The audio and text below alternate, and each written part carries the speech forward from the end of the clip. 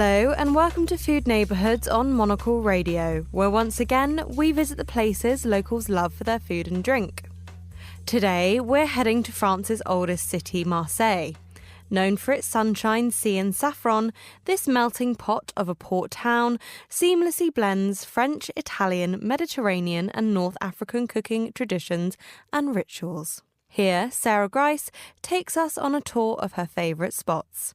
Take a listen.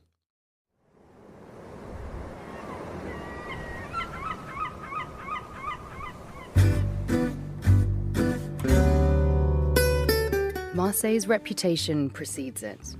A city of sunshine, sea and saffron. Yet the city is also infamous for political corruption, crime and soaring gang violence.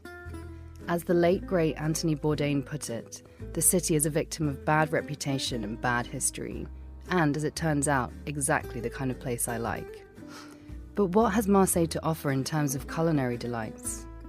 Like Marseille itself, the answer is, to use a well-coined phrase, a melting pot, as it seamlessly blends French, Italian, Mediterranean and North African cooking traditions and eating rituals. When you think French food, you might have visions of white tablecloths, fine dining, butter and cream.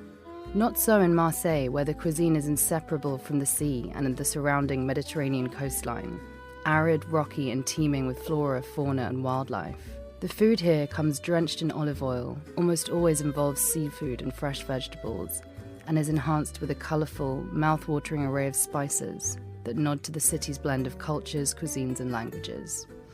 I was lucky enough to catch a long weekend in Marseille in late September with a group of friends, including the perfect tour guide, my good friend the food writer and chef extraordinaire Sophie Wybird. We spent 3 sun-soaked days exploring the city's vibrant, exciting food scene.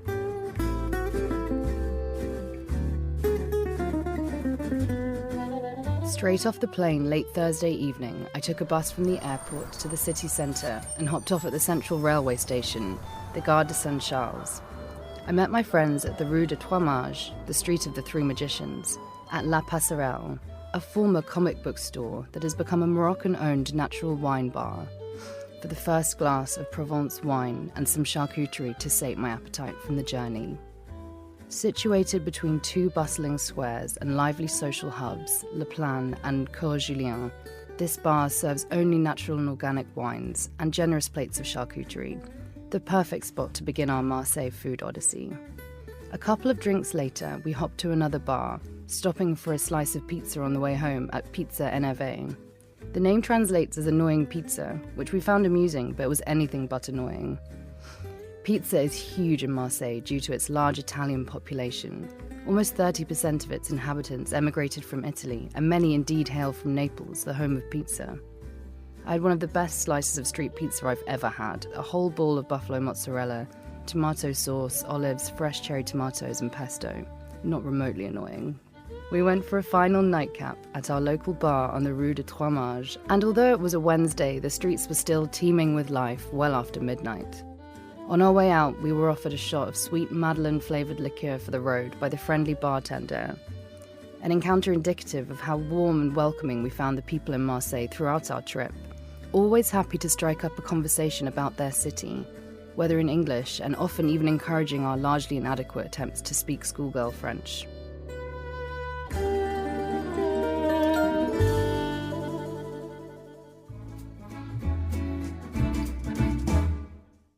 We started our second day with pastries from a local boulangerie called Pan Pan, where you can see the pastry chefs at work in the shop front and smell the fresh bread wafting from way down the street. We tried an unusual guest star of white chocolate pain au chocolat and got a stick of French bread to make sandwiches, as we were heading out for a hike and a swim in the Chugoton Calanque, part of Marseille's spectacular national park that spans the rocky coastline and can be reached in less than half an hour by bus from the city centre. Sophie made us beach sandwiches with an olive tapenade, fresh tomatoes, and a Corsican smoked cheese. Beach sandwiches, it is universally acknowledged, taste better than any other type of sandwich, especially when you sit down after a long walk and stuff them with natural-flavoured crisps from a French supermarket. Tapenade is a star player in Marseille cuisine, a thick, savoury spread made from capers, olives, anchovies, or sun-dried tomatoes based in olive oil, salty, delicious, and a great substitute for butter on a hot day.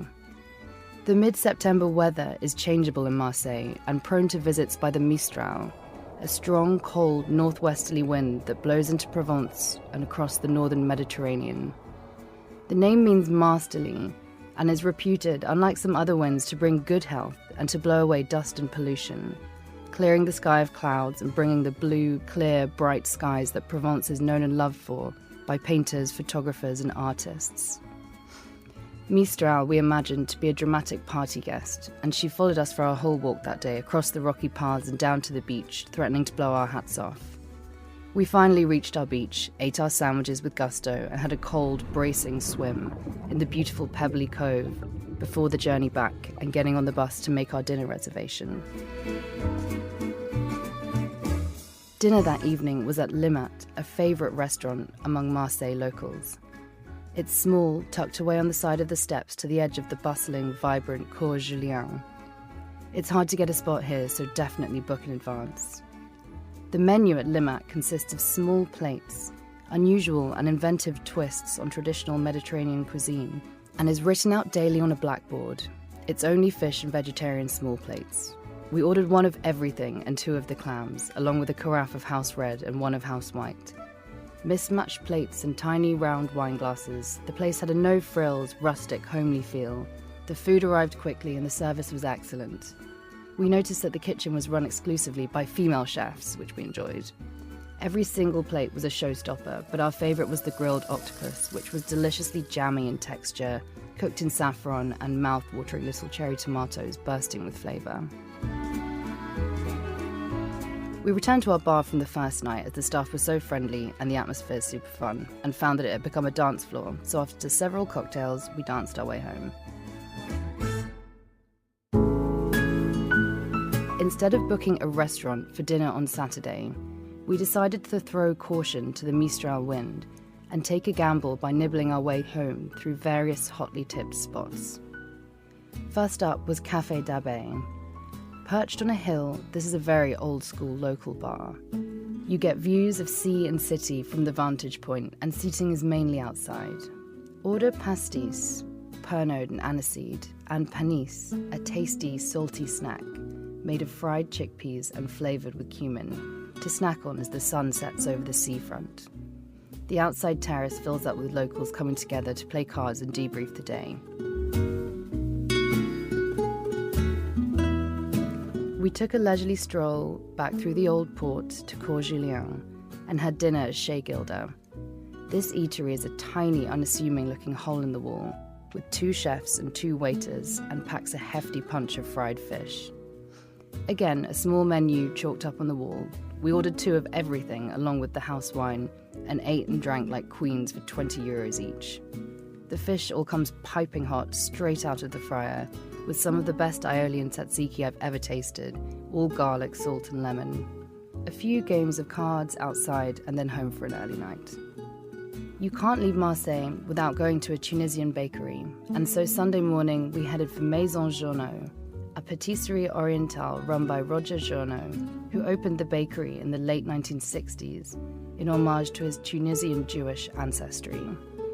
The clientele is a blend of Italian Catholic, North African, and Jewish. The shop is kosher, and everything is baked fresh on site.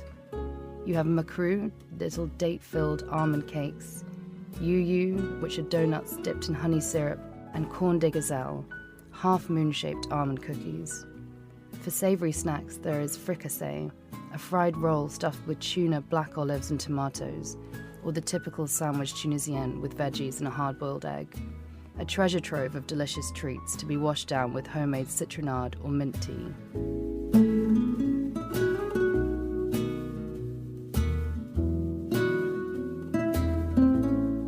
Our final food stop was, and this was the one we'd all been waiting for, a dinner of bouillabaisse, Marseille's most famous dish.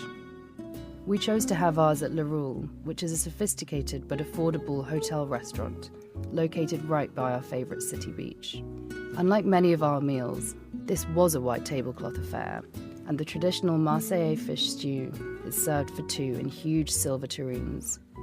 American chef and author Julia Child wrote in her book My Life in France, To me, the telling flavour of bouillabaisse comes from two things: the Provençal soup base, garlic, onions, tomatoes, olive oil, fennel, saffron, thyme, bay, and usually a bit of dried orange peel. And of course the fish. It's lean, non-oily, firm-fleshed, soft-fleshed, gelatinous and shellfish. It is salty and completely delicious, and that orange colour which comes from the saffron. Regardless of their cultural roots, locals in this city consider themselves to be Marseillais above all. This pride is reflected in the culinary historian Emmanuel Peredin's favourite phrase: "First you have the sea, then the city, and beyond that is another country called France."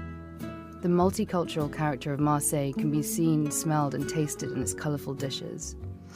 Everything we ate and drank, without exception, was delicious, affordable and interesting.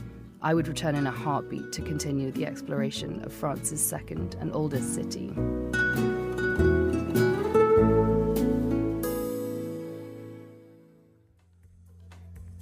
Food Neighbourhoods is a Monocle production from the team behind the menu. This episode was written by Sarah Grice and edited by Flynn Simons. For more food and drink stories, tune into the menu every Friday at 2000 London time. I'm Monica Lillis, thanks for listening.